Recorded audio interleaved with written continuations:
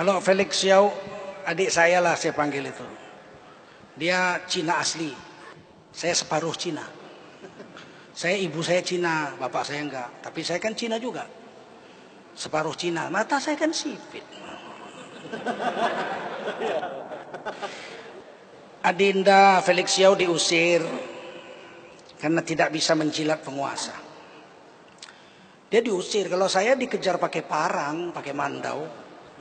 20 sampai 30 parang, bawa tombak segala macam, dikejar sampai tangga pesawat terbang.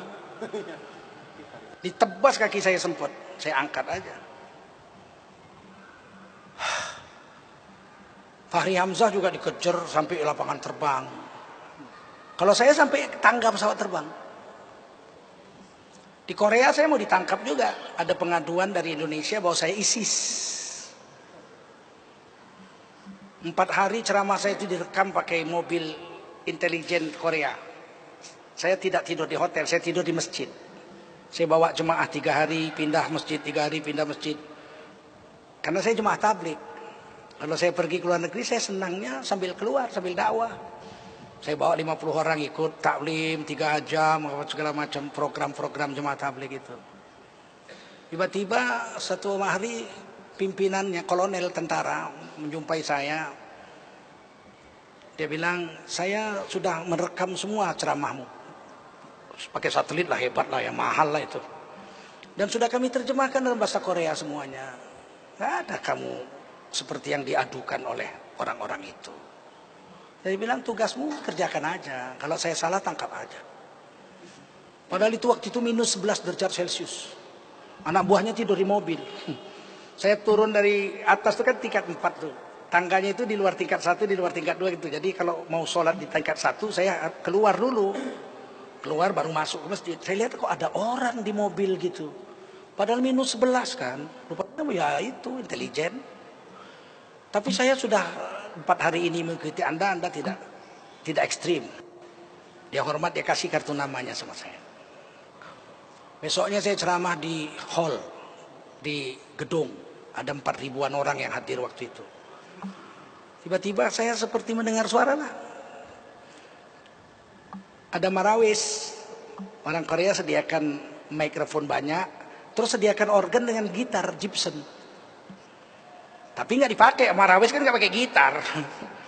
Tapi tiba-tiba saya begitu. Mainkan gitar itu, mainkan gitar itu, mainkan gitar itu. Terus saja.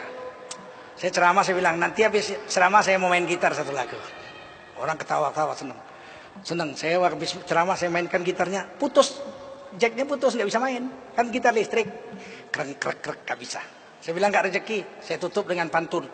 Rupanya operatornya itu ada 8 atau 6 orang, lari-lari diganti tuh kabelnya, kreng, hidup. Saya mainkan lagu Ebit, GAD, lagu Ayah. Udah masuk YouTube tuh. Saya mainkan satu lagu. Habis itu saya pulang ke masjid. Habis asar tentaranya datang lagi, intelijen yang hormat. Kami ditarik ke kesatuan.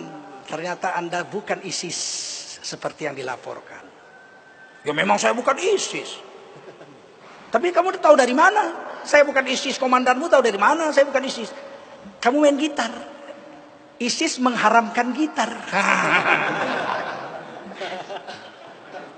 Dan kau main musik itu grade 8. Cara main klasik. Kita tahu, nggak mungkin baru belajar 2 bulan mesti kekreng. Ini gini sih aja, dikit. Dan saya selamat. Sisanya 5 hari lagi saya bebas kemana-mana, nggak ada lagi ditahan. Jadi pastilah ada pengaduan. Di Batam saya dibatalkan panitia karena didatangi oleh parat, nggak boleh. Panitianya nggak berani. Tapi kemudian diambil oleh Sumatera Barat. Sumatera Barat berani mengkelilingkan saya. 3 hari yang di Batam itu batal, akhirnya untuk Sumatera Barat. Kampung kelahiran kakek saya, Pagaruyung. Kan kakek saya orang Pagaruyung, Batu Sangkar. Saya keliling. Nah setelah itu saya masuk ke Batam, panitianya berani. Dan sekarang saya mendengar, setiap saya ceramah tidak lagi didatangi oleh aparat kepolisian. Tidak lagi datang.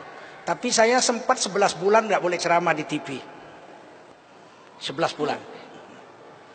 Semenjak saya membacakan keputusan di ILC, keputusan Majelis Ulama Indonesia di ILC tentang Ahok menghina Quran dan ulama, saya tidak boleh masuk TV 11 bulan.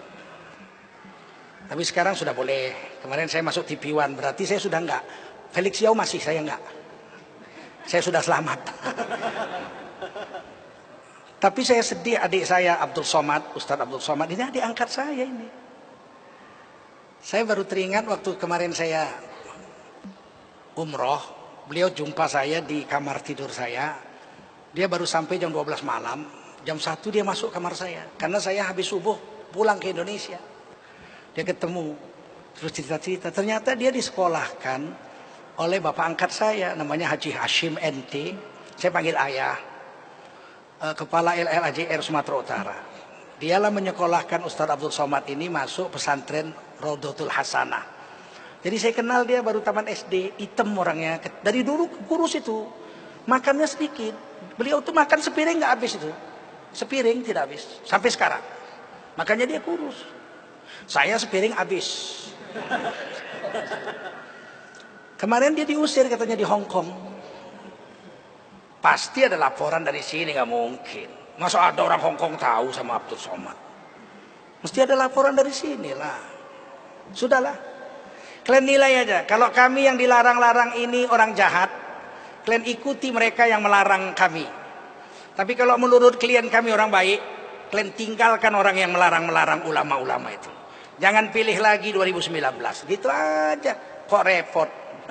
Jangan memberontak, tidak boleh. Yang rugi kita orang Islam 88,7% di Indonesia. Tapi kalau pemilu depan kita nggak pilih, dia mau apa? Nah, kayak gubernur Jakarta, pemilihan gubernur dia nggak menang lagi, mau apa? Mau apa? Reklamasi dicabut raperdanya sama Anies. Alexis ditutup, mau apa? Nah, nanti kalau ganti penguasa, mungkin kami malah jadi ustadz negara. Ya kan? Iya kan? Pengajian di istana, gurunya Bakhtiar Nasir, Felix Yao, ya kan? Abdul Somad, Tengku Zulkarnain, ya kan? Wah, bisa saja. Allah bisa fa'alu lima yurid. Fa'alu lima yurid. Allah kuasa menjalankan apa Allah mau. Begitu saja. Bukti dilarang tidak ada. Tapi panitia ditelepon dan didatangi ada. Saya diikuti intelijen ada. Ustadz Abdul Somad diusir dari Hong Kong itu kenyataan. Mungkinkah Ustadz Abdul Somad diusir dari Hong Kong tanpa adanya pengaduan dari sini?